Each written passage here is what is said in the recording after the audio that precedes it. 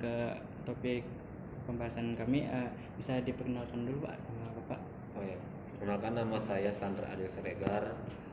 Gelarnya ya ST ya, Sarjana Teknik Informatika. Kuliah di kemarin itu di Sekolah Tinggi Teknik Harapan. Sekarang udah jadi Unhar ya, Universitas Harapan. Dulu nama Sekolah Tinggi.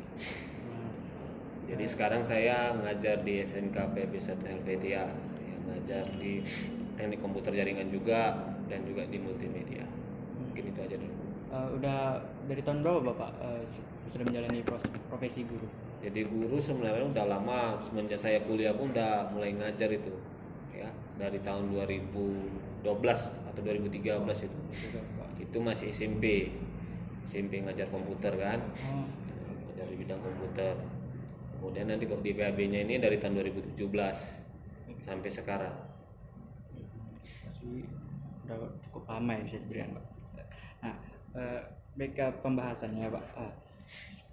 Pengalaman Bapak menjadi guru selama ini kan Pak. Bagaimana sih cara Bapak melakukan agar siswa termotivasi dalam pembelajaran itu?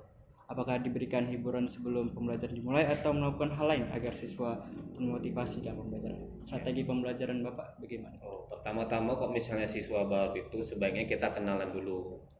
Mungkin kamu masih ingat nggak itu kan? Kenalkan pribadi dulu kan.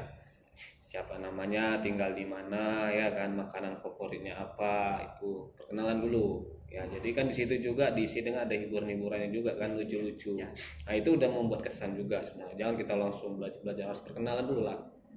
Nah, gimana tadi pertanyaannya? Bagaimana cara memotivasi Bapak agar siswa tuh kayak misalnya ngantuk jadi termotivasi pembelajaran? Supaya semangat apa ya? Itu ya kamu udah tahu lah, kemarin biasanya main games gitu kan, pagi-pagi games ya kan.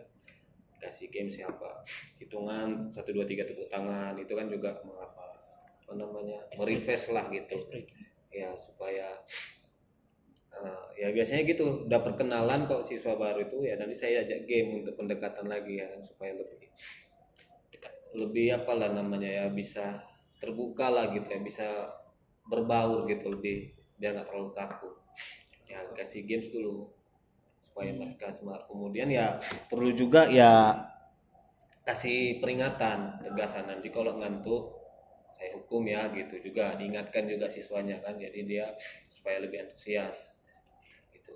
Jadi dikasih juga hiburan, juga dikasih peringatan gitu kan, jadi harus seimbang lah. Ada hukuman, ada hadiah juga lah gitu kan. Kemudian nanti kalau kalian udah selesai tugasnya, mau main game silakan, tuh gitu kan, itu hiburannya. Tapi selesaikan dulu tugasnya, karena di sini kita tempatnya belajar, bukan main game ya kan. Tapi udah selesai, saya tahu kalian jenuh, nggak boleh game, hiburan. Asalkan jangan di komputer ya, di komputer nggak boleh saya bilang kan, di HP lah masing-masing, tapi dengan syarat kerjanya tugasnya selesai. Alhamdulillah saya bilang kayak gitu, rata-rata orang tuh yang males pun mau, karena memang era zaman sekarang suka main game kan. Jadi itu dulu gitu. Nah, itulah teknik saya untuk anak-anak supaya termotivasi lah belajar.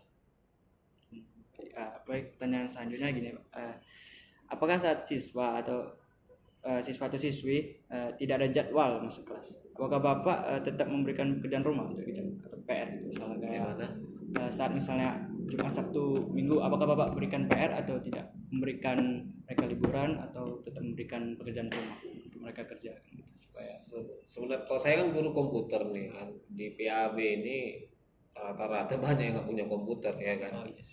Jadi saya lihat juga kondisi siswanya, kok memang mayoritas punya komputer ya saya kasih tugas. Tapi kok selama ini saya mengajar di PAB ini sedikit yang punya komputer, paling 3, 5, paling banyak 5 orang gitu kan. Jadi lebih memang kerjaannya ya di sekolah, kerjaan sekolah, tugasnya di sekolah juga gitu. Saya begitu. Tapi kalau dia ada komputer ya harus diasah lah. Namanya kita jurusan komputer kan, ibaratnya kita untuk apa kita les privat mobil ya kan, bayar mobil tapi di rumah nggak ada mobil ya, sama aja nggak bisa kan. Tapi kalau di khusus sekolah kita ini PAB rata-rata kan nggak punya komputer, saya kerjanya. Tapi kalau memang mereka ada ada komputer, saya kasih tugas, tujuannya untuk melatih gitu kan. Kok kita hanya dari sekolah aja berat kita menghasilkan skill yang bagus, dan itu udah terbukti gitu. saran saya kok punya komputer tekniknya harus punya komputer, kalau nggak nanti sia-sia ya. Sedangkan ada komputer aja pun kadang nggak dipelajari ya kan. Contoh misalnya kalian adalah skateboard, walaupun kalian nggak suka ya kan, ada di rumah kalian ada skateboard ya kan, kadang iseng-iseng nggak ada kalian lagi gabut ya kan, coba-coba lah gitu, padahal kan nggak hobi ya kan. Nah itu keuntungannya kok kita punya alat gitu kan, itu dia. Seperti itu. Baik. Nah, baik, pertanyaan selanjutnya, apakah lingkungan sekolah dan kelas itu mempengaruhi motivasi belajar siswa atau siswi? Kayak mana? Kayak lingkungan atau lingkungan kelas gitu, kayak apakah di dalamnya ribut, apakah itu membuat siswa itu malas atau semakin Kalau ribut, sebenarnya murid itu memang suka ribut ya kan. Iya memang ribut. Tapi kalau lingkungan itu yang penting kebersihan, kenyamanan ya kan, itu juga kerapian, itu penting juga mempengaruhi belajar.